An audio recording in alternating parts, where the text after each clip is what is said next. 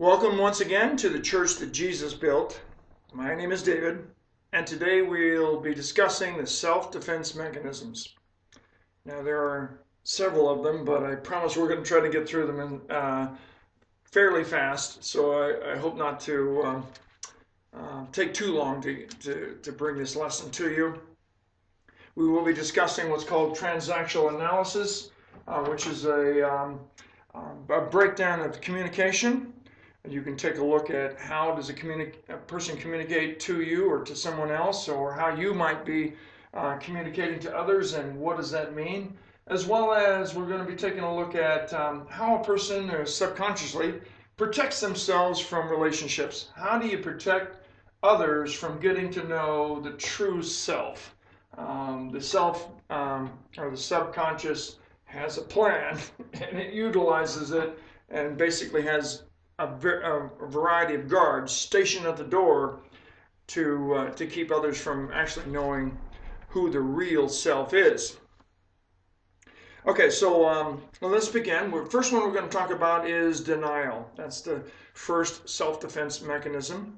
It is actually the one that's most widely used. It's certainly used in politics, as we know, pastors and so forth, so on. And basically, all it amounts to is, it wasn't me.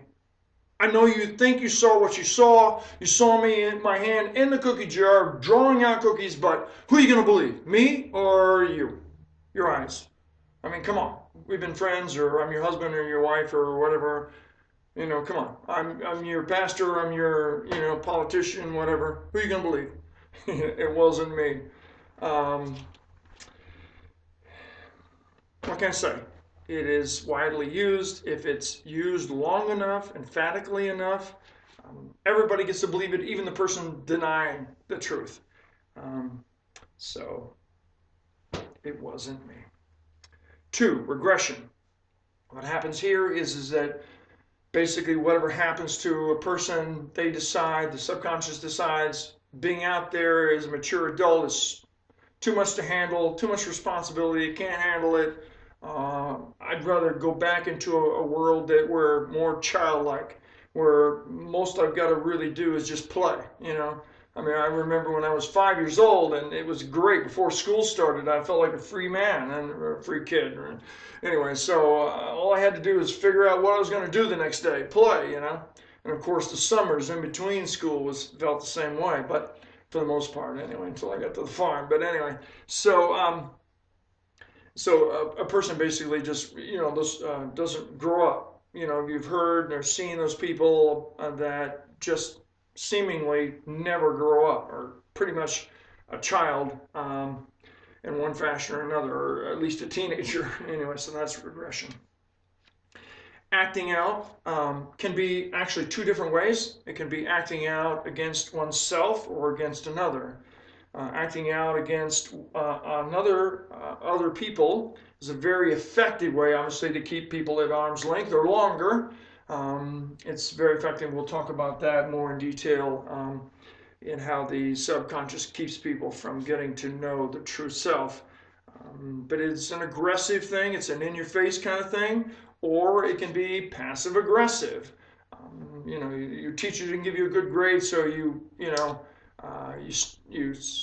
stab one of their tires or whatever, or egg it or whatever, or you leave the seat up, in the toilet or whatever. So you push buttons intentionally. You leave a mess at work in the kitchen counter because your boss just hates that or whatever. So it's acting out either aggressively in your face or passive aggressively. Or it is a self-injury kind of thing, or a threatening of self-injury, taking your own life, that kind of thing.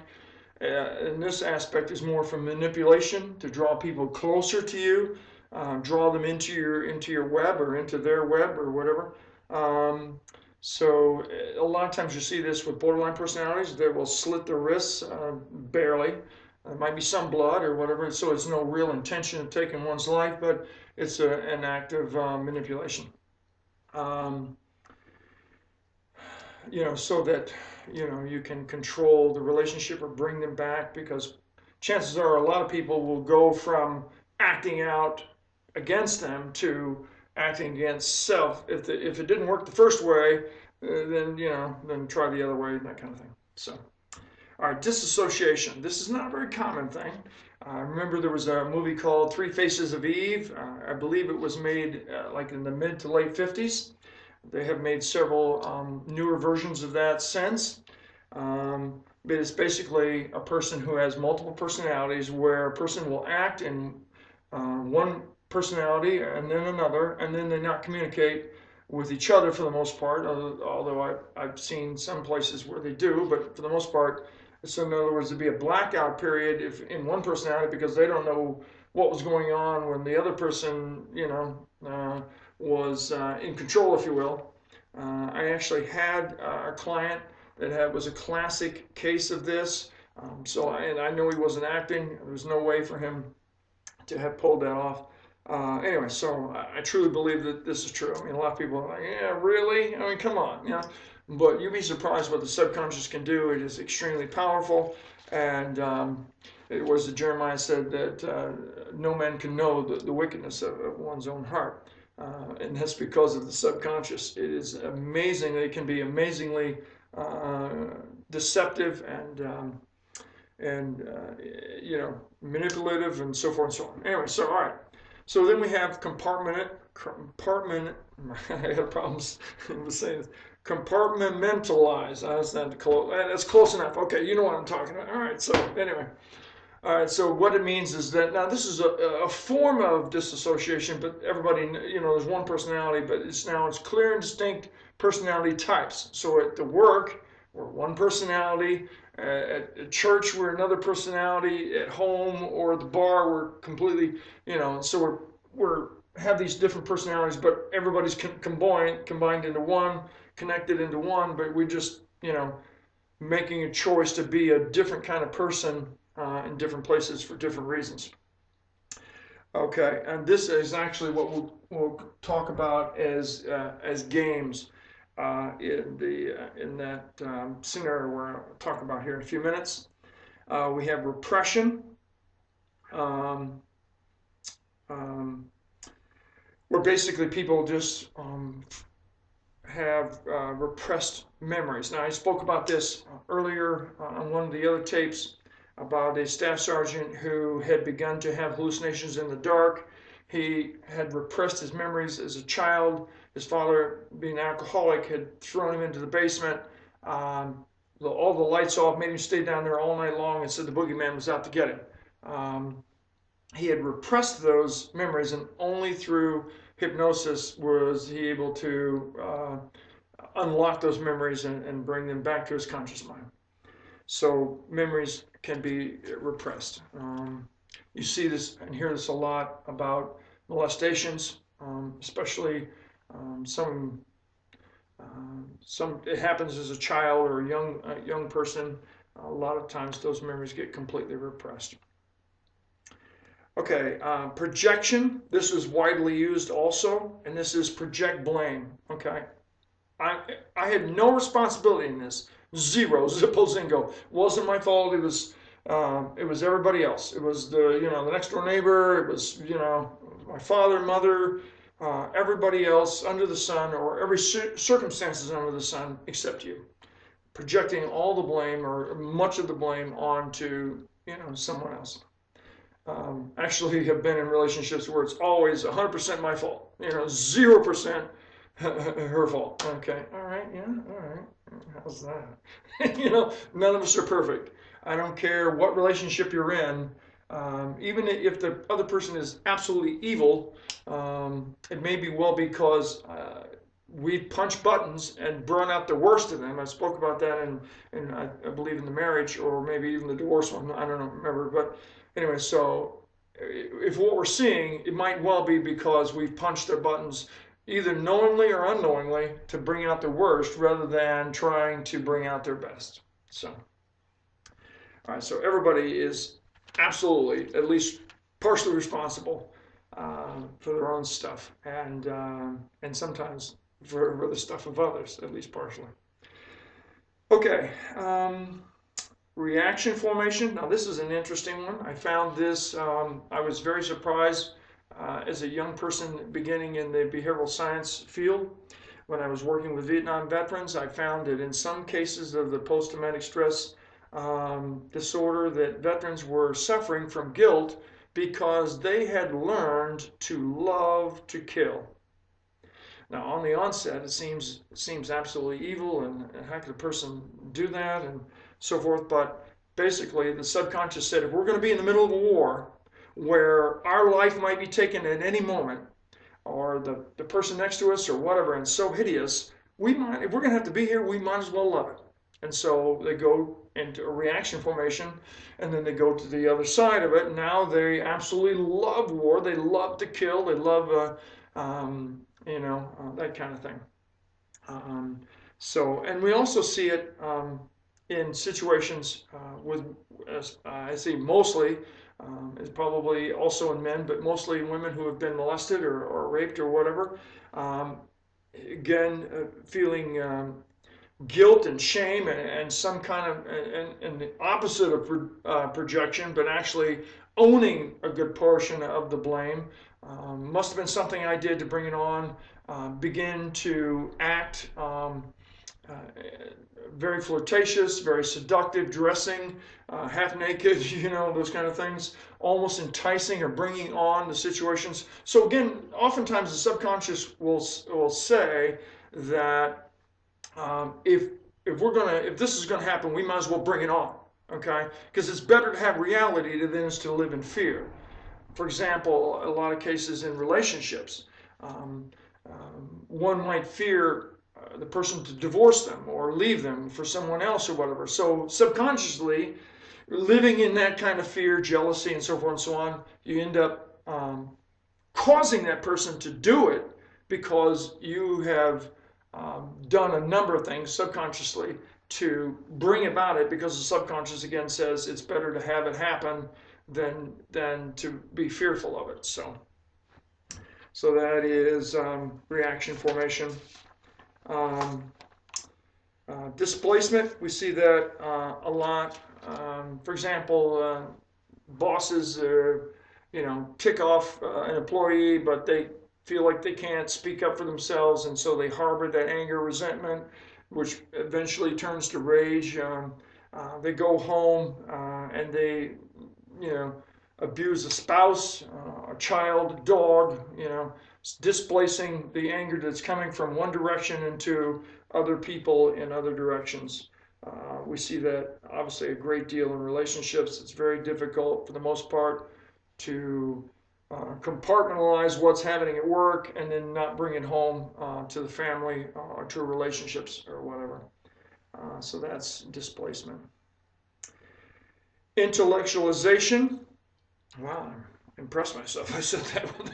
I haven't tried it a couple of times. Intellectualization, okay.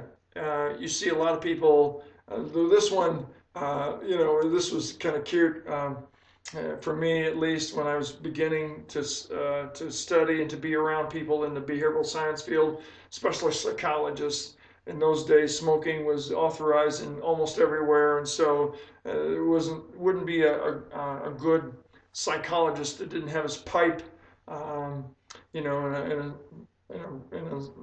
would intellectualize. Well, if a person is intellectualizing everything and shutting off their emotions, I mean, no one is Spock. You know what I mean?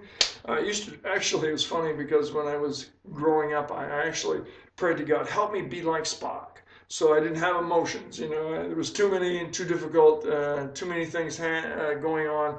I wanted to be able to be, I learned it the wrong way. This is the wrong hand. I learned that. Anyway, never mind. I can't get into it. Anyway, so I tried to be Spock, but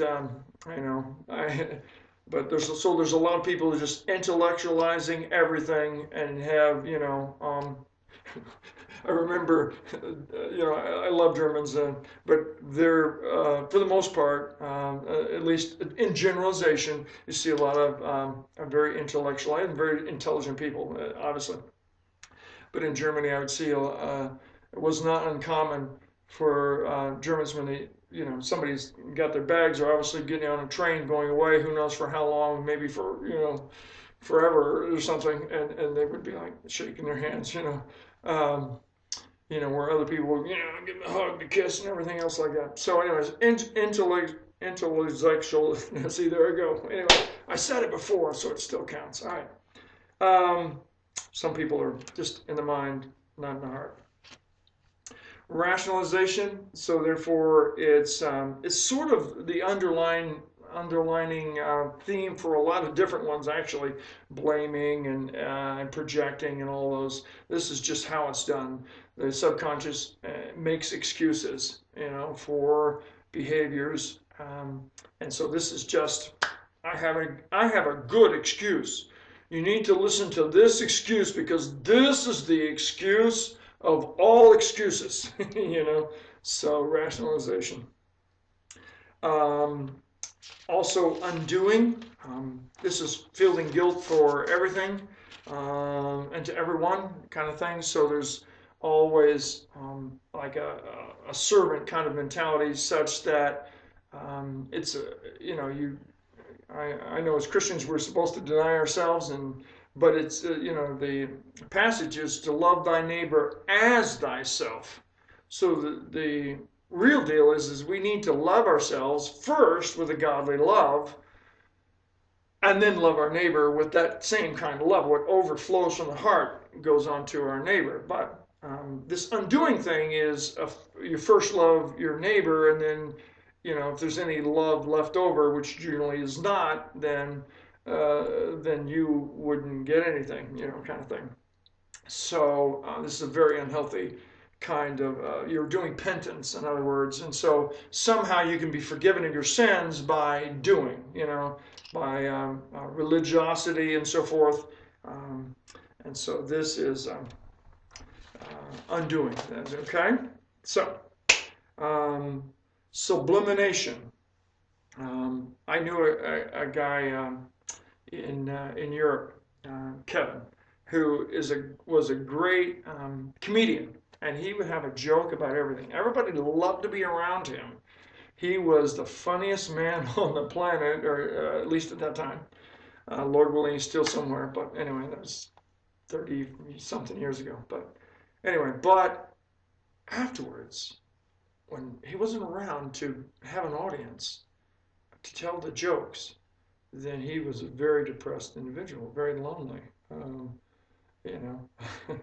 As a matter of fact, one of his friends, or a couple of his friends, actually went together, bought a blow-up doll, stuck it in his. He was off traveling, and that, never mind.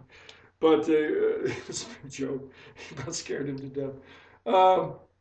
Anyway, the point was that he was just very much alone, except that he would draw people to him through humor, and so that's the only way that he could actually attract people, through his humor. So some humor obviously is good, but if that's the only tool that we have in the toolbox, then it's obviously an issue. So, and that's what basically sublimation is taking something, it's a strong point, to try to cover over and mask our weak points, so we're never ever really dealing with those parts of our personality that really needs to be dealt with, and sort of just, and sometimes it can be just honest, but we don't ever do anything really about them. An example might be, which was given, was, I'm a horrible cook, but I do dishes well, kind of thing. That kind of mentality where, we sort of accept the fact that there are some things we just can't do very well. I'm not a mechanic. I can work with wood all day long and materials like that, but and a lot of different, stone or whatever, but with metal, I have a great deal of respect for people who have, so sometimes it's a matter of accepting what we can and can't do, but it's not a matter of covering up. So, sublimation. Compensation, that's sort of actually falls in line really with sublimation, is compensating for our weaknesses. And so once again, we sort of emphasizing our strengths, covering over our weaknesses. And so that sort of falls in line with sublimation. Okay, and assertiveness.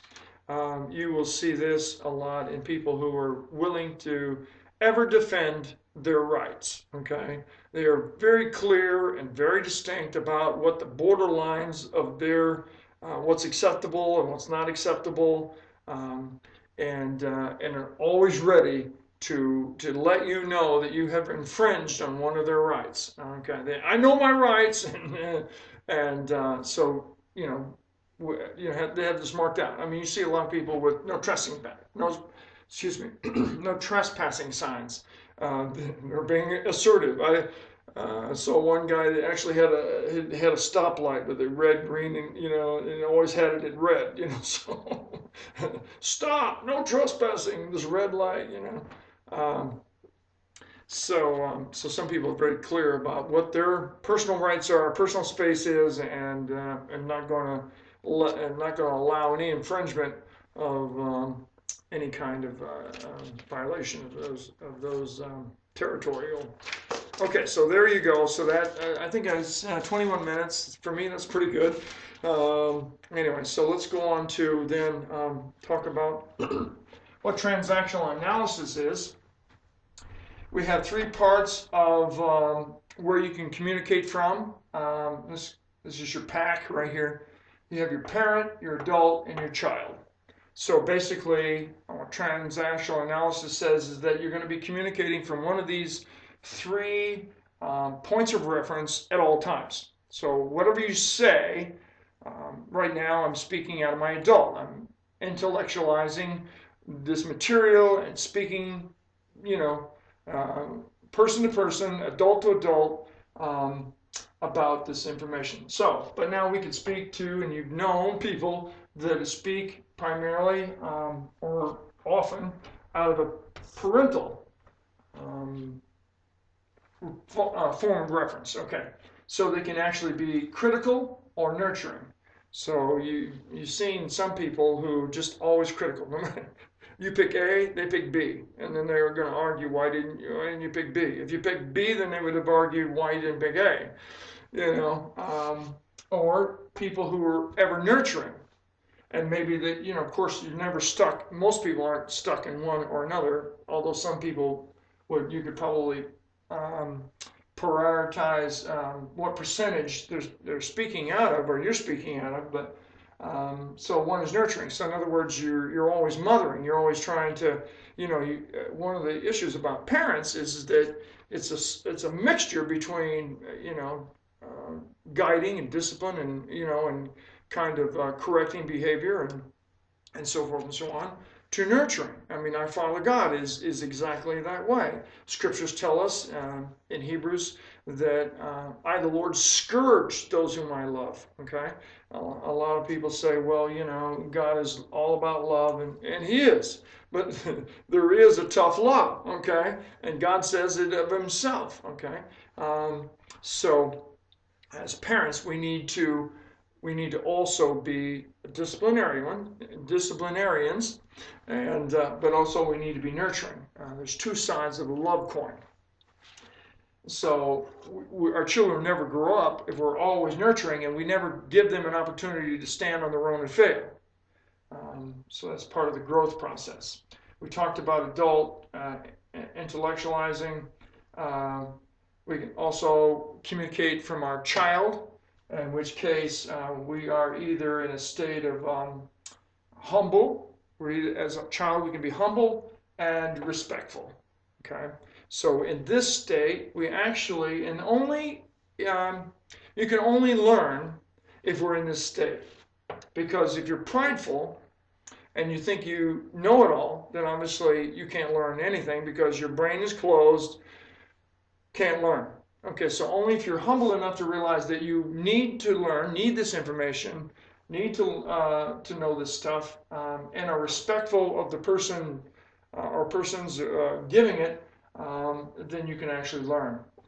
You can be playful as a child. We spoke about earlier about some people regress or choose never to grow to maturity, always staying as a teenager or a young person kind of thing.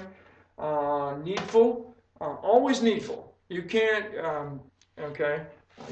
Sometimes I think these are directly related to being a child, because this is how a parent is going to be communicating. I don't have a chalkboard here, but a parent communicating to another person would be speaking to their needful child. Okay, so nurturing is going to communicate directly to the child that's in the needful state. If a person learns that because the parent says basically I can never do it on my own, then I am needful of that nurturing parent. Okay, or maybe even a critical parent who's going to correct me when I'm wrong, kind of thing. And then of course you have the rebellious child. So there you can take a look. So each one of these is going to be directing its communication to a different part of the other person receiving it. Okay. So usually a person will speak in the adult to the other person's adult. Okay. Even if they're a child, they can still have the adult aspect whatever age level or maturity level they're at. They're still going to have that understanding, knowledge aspect. It's just pure knowledge. It's not an emotional thing. It's not, kind of thing. So even a child can have the adult frame of reference in their personalities. All right, so the parent, like you said, is going to be speaking to a child, or attempting to speak to a child, even though you may be trying to speak out of the adult. They're going to be trying to communicate with your child. So sometimes as an adult, we have to just kind of say, "I'm not your child." I know it's anyway simple sometimes, but sometimes we don't always do what's simple. We just get ticked off and angry, and then we become a rebellious child. Anyway, so I hope that gives you some idea. So taking a look at your communication and how you're speaking to people is going to tell you a little bit about who you are and where you're coming from, and maybe what you need to do. And again, even because, so I want to be clear about this, is that it's natural to fluctuate from all of these. There's an appropriate time, an appropriate season for all of these. We shouldn't be stuck just in adult. We shouldn't be stuck in any one of these. Okay. I don't know if it's appropriate to be in your rebellious child state, but maybe in some aspects, if something is unfair, there's an adult way to handle that rebellion. But anyway, so all right. So now let's take a look at this over here. Let's see if I can. Okay. So this is the guards that has been set up by your subconscious to keep people from knowing you, the true self. Okay, because the subconscious comes from a standpoint that says is that if people really get to know who you are, they're not going to like you and they're going to reject you. So there are, it's like this is the quarterback, and these are people protecting him from, getting hit by the opponent. Okay. And some of those guys that play football are pretty huge guys, and you would want them on your team in front of you if you were going to get hit by, nasty big people who want to do you bodily harm and put you roughly upon the turf. So we'll begin out here at the outer level. Now, first off, understand that you have had encounters with probably hundreds of thousands of people, believe it or not, in your life. I mean, especially if you're old as I am. So in every situation, there was a possibility of stopping and talking to a person and getting to know them. One of the things that I enjoy to do, actually, is to do that. If I see someone who looks interesting, looks like they have an interesting story, I guess coming from a behavioral science background, I just, feel at home to, tell me who you are and what you're doing and what's going on, and get to know them a little bit. But most people, especially in New England, most everybody here in New England, I grew up in the South where everybody, they wave at everybody going past in a car, you see somebody on the sidewalk, you say, hello, how you doing, and you stay and talk for an hour and a half. Life is different down South. In North, I don't care, your best buddies, you walk across each other on the sidewalk, you don't say much. Most of the time you don't even know eye contact. They don't exist, And if you have to say something, what do you say? If you just felt like you had to say something, you would say, how are you? Do they really want to know? Are you kidding? Well, my mother just died. They're halfway down the block. They don't care about you. I refuse to answer those questions. I just say, hello, good morning. They're not entitled to know how I am if they don't really know. My issue is if you don't really want to know the answer to the question, don't ask. Okay. So, but we're in this society. So this particular barrier, if you will, is called cliches. So in fact, for example, like with men, we might go golfing with a group of guys that we've gone golfing with for years. Do we know anything about them? Well, we know which team that they follow, how they do on the golf course, or how they handle a bad shot, or something like that. But most part, for example, men aren't sharers, and they'll talk about the weather, sports, politics, sometimes religion, whatever, but all heady kinds of stuff that really isn't talking about from the heart and letting anybody get to know who we truly are as a person. So we might work with somebody for years and years and years. We might, like I said, be on a basketball team together, or play, or watch sports together, or whatever, and we don't know diddly squat about them.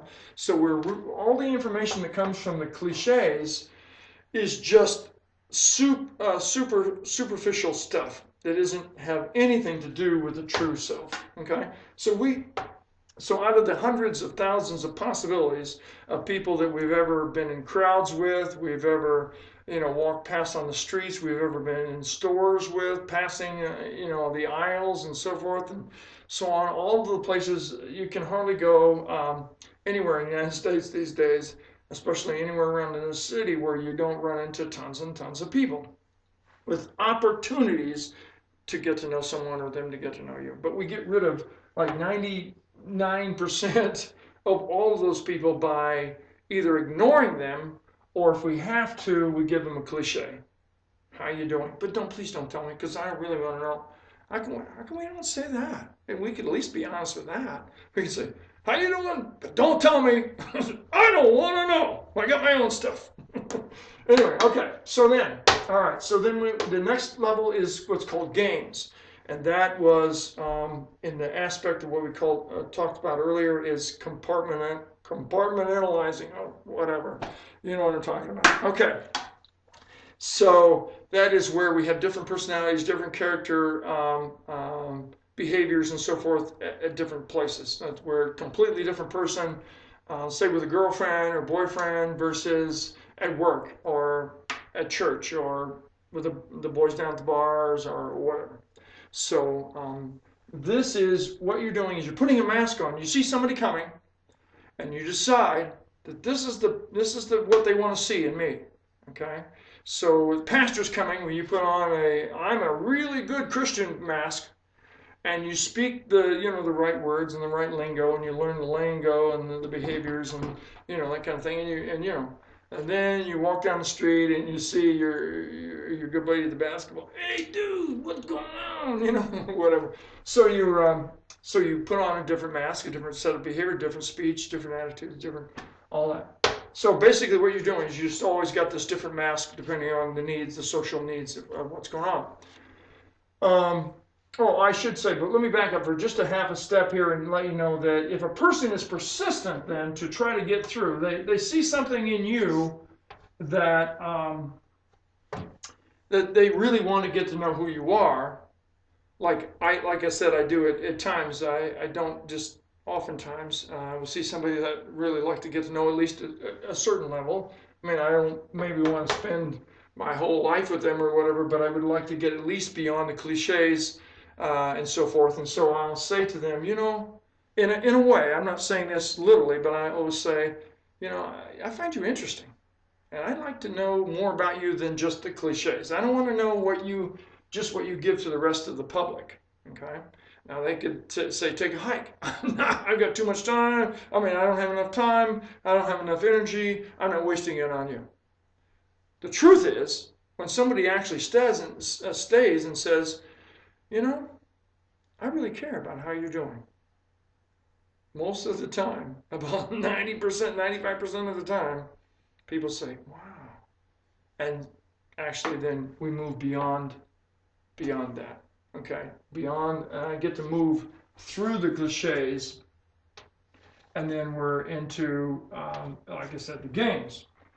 So for the most part, this is probably where most of, I mean, that's the deepest intimacy that I would get with most people, okay?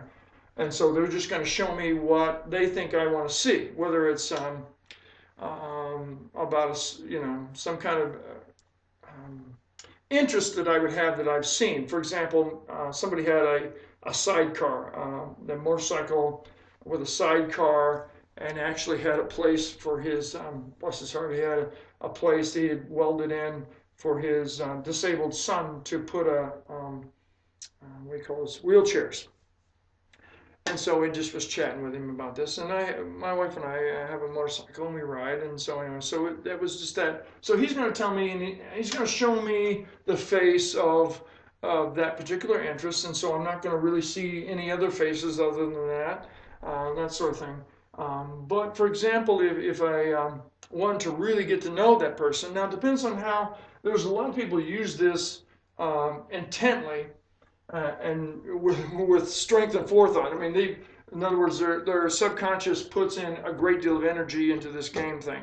And the distinction between their compartmentalizing is huge. For example, they would definitely not want their pastor to see them in their going to the bar mode, or whatever. So sometimes the only way you can get to know the truth about that person and move beyond that is if you're engaged in some kind of relationship with a person, and now you're beginning to see several faces that aren't matching. And so you say, I saw you at church and you were like this, then I saw you at the bar or coming out of the bar and you were, drunk and whatever.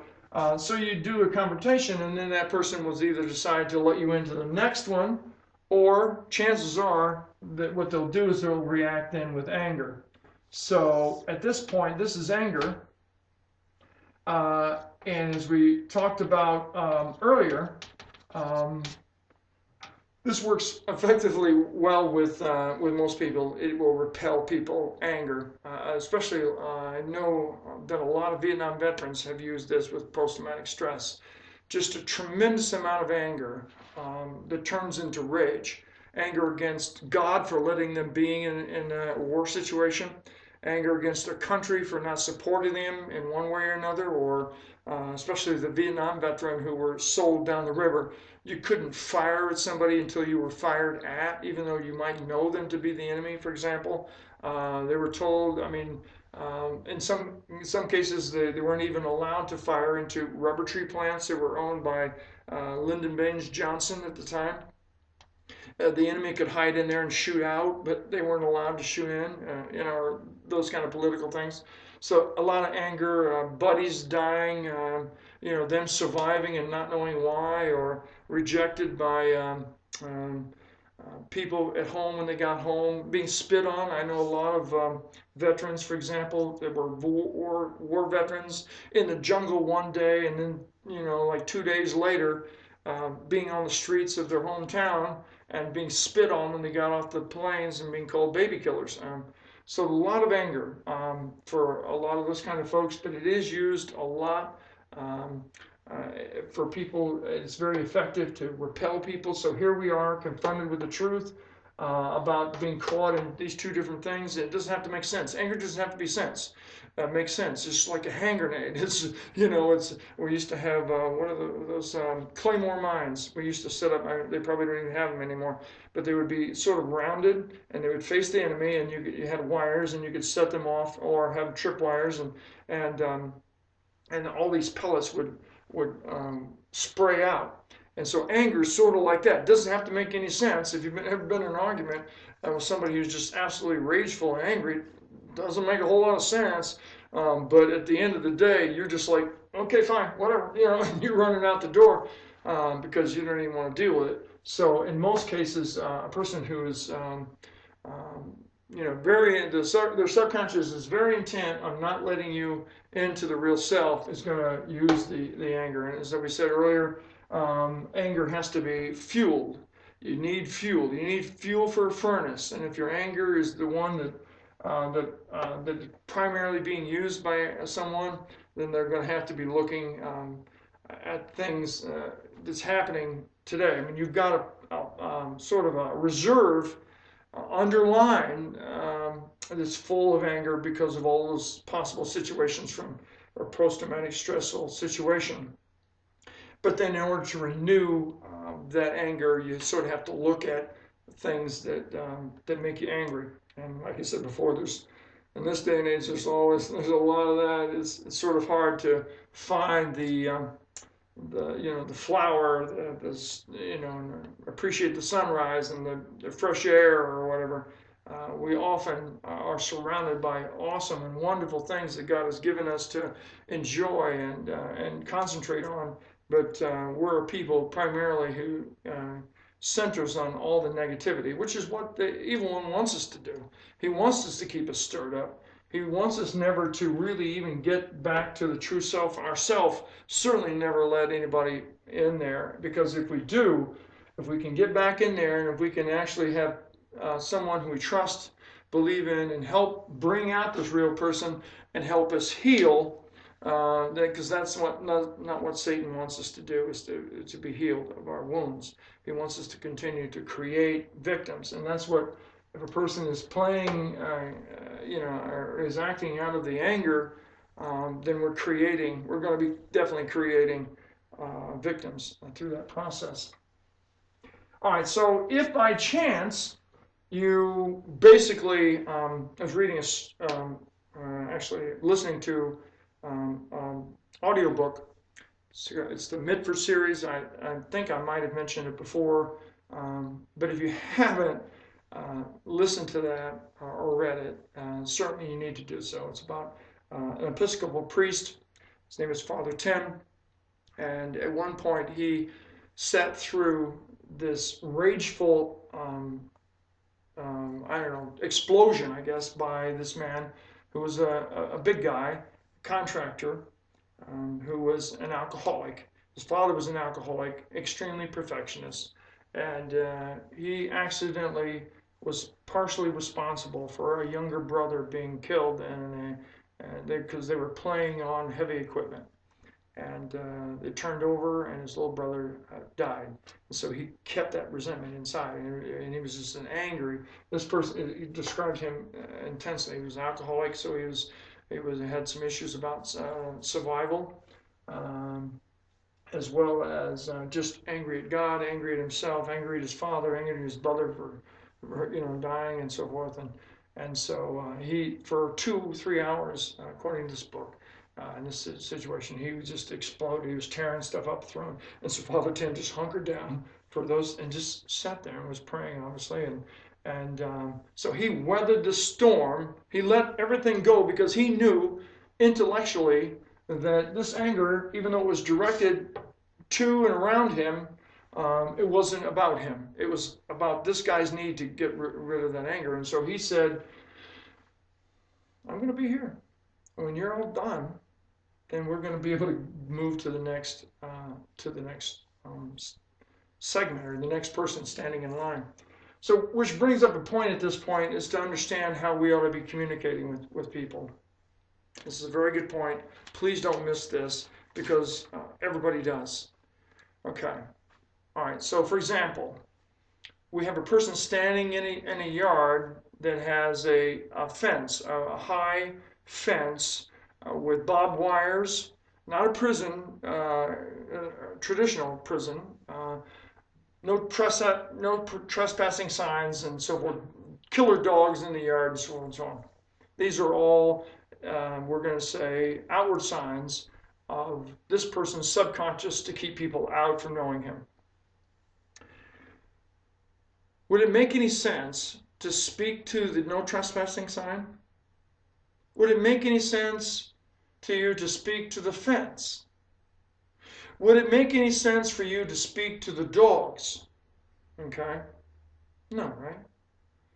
Well, in the same token, we always speak to their defenses as if it's a real person that's being represented. Okay? And that's why, in this particular example, as I was explaining about this Father Tim, a fictional character, by the way, Um, but he didn't speak. He wasn't going to speak to the anger because it wasn't real. It was this person's emotions and it was this person's self-defense mechanisms. But he knew that in the core that was being hidden was a little boy, or at least a young man, who had been extremely hurt by this traumatic situation, and he was going to speak directly into the soul or the true self. Now, when we do this, when we speak truth into the real self, we bypass all of these um, guard people. You can imagine if our job is to tackle the quarterback, and we can just sort of sidestep these big guys trying to defend the quarterback, but we just don't even act like they exist. Okay, fine, whatever, and just weave through there and get back to it. We speak directly into the soul of that person, because that soul will hear the truth and know it. And if you do it long enough and with the love of God, they will decide themselves to let you in, to let down all these barriers, and as trust builds and begin to allow you into their true self. Because at some point, if they feel like you can accept the awfulest part of them, and they can trust you with them, and maybe they can even begin to trust themselves with who they really are. All right, so we get to, but before we get into there, now that's how you're supposed to communicate to them. But let's say the last stop, the last guard is what's called the impasse. Now this is what you see in some people, basically, who are basically dead fish. Okay, so they're not going to give you anything. So they're beyond the anger. You've gotten close to who they really are, but now it's the dead fish syndrome. They're not going to give you much of anything. I mean, you have to beg them to say hello or something. You know what I mean? Or how you feel today? Okay. They'll only give you one or two. They're not going to give you much emotion. They're not going to give you much of reaction. You do something really wonderful for them, and they'll be like, "Oh, thank you." Really? I just took you to Hawaii, took you on a cruise around the world, and you say thank you? And he was like, thank you. You know what I mean? So that's that impasse. It's sort of like a fish on a line, if you will, and just is not going to react, and just like dead weight, like they're So what happens in most relationships, because they can't get beyond that, or there's a problem getting beyond that to their real self, it's sort of like a test. The subconscious is saying, if I give this person, we've seen this is like a one of those courses where you run through, and they have like high hurdles, and you have to climb over walls. I forget what it's called right now. Brain damage. That's what happens when you go. But anyways, those kind of courses anyway. So this is like the same kind of thing for the subconscious. Okay. So, in other words, if the person weathers through these kinds of defenses and is still there, hanging on, trying to get to know the real person, this is the last test, this impasse thing. I'm going to put them to the test. I'm going to make them work now to find out who I really am. It's sort of like you ever try to move a queen-size mattress, not the box springs, but the mattress by yourself?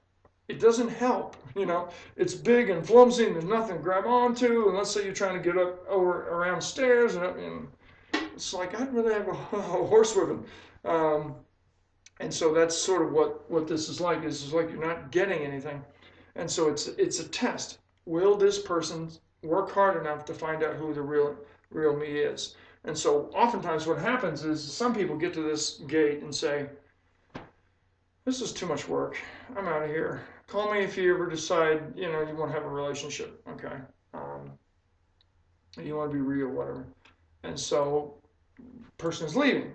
So then they'll reel them in by going, okay, well, and so they throw them, boom, sort of thing, or in this case, it weren't. Okay. Anyway, so they'll give them a little something to keep them on the line, and they'll tug them in, and they'll act like, okay, so they give them they get a little bit of the true self, that sort of just kind of whets their taste, and then sort of get them drawn back in, and then they go back to the dead fish thing, And so sometimes that happens a lot. So finally, a person might say, I'm tired of it. You need to decide. I've been around. I've tried to show you how much I love you, how much I care for you, how much I'm really interested in who the real you are, and so you keep putting me through these tests, and I'm tired of playing these games. So you need to make a choice.